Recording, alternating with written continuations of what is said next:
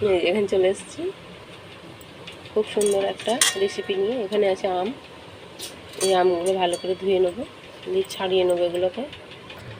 এই যে আমগুলো ছাড়ানো হয়ে গেছে, এবার ভালো করে এগুলোকে চটকে নেবো।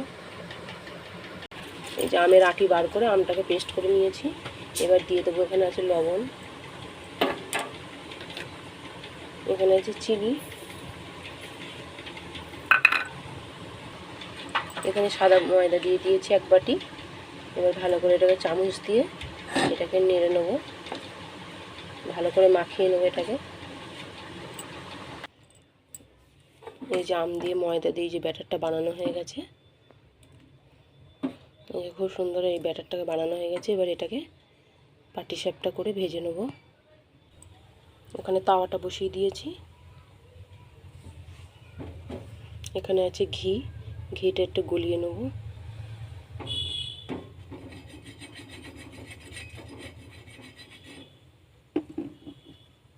এখানে আছে সন্দেশ, এই সন্দেশ দিয়ে এবার ভেজে নেব একে একে।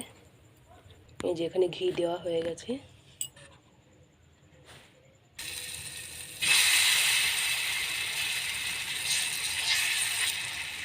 এই যে এটাই সন্দেশ দিয়ে দিচ্ছি।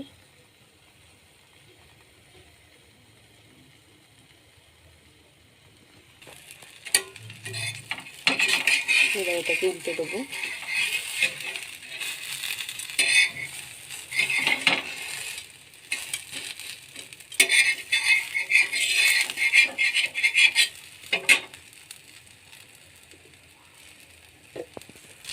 সামান্য ঘি দিয়ে দিয়েছি।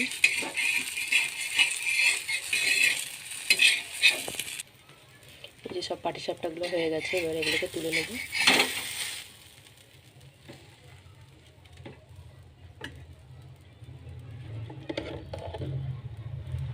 ঘি দিয়ে দিচ্ছি একটু।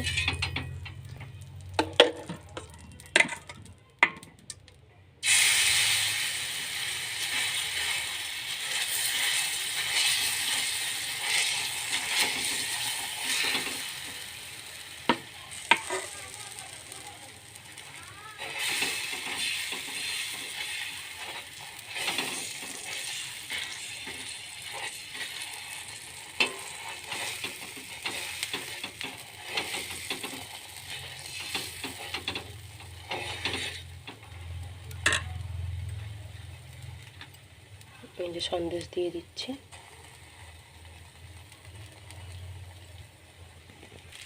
এটাকে উল্টে দেবো।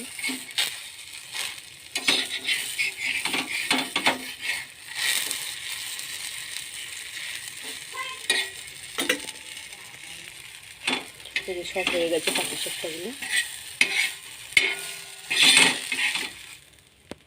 এই যে আম দিয়ে পাটিসাপটা হয়ে গেছে, বা আম পিঠে খুব সুন্দর হয়েছে।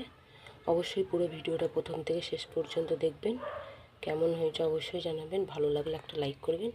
এই যে খুব সুন্দর একদম নরম সন্দেশ দিয়ে আম দিয়ে পিঠে, এই যে দারুণ হয়েছে খেতে। আশা করি ভালো লাগবে, ভালো লাগলে একটা লাইক করবেন। আজকের রেসিপি এখানেই শেষ করছি, পরের দিন আবার অন্য সুন্দর একটা রেসিপি নিয়ে চলে আসবো।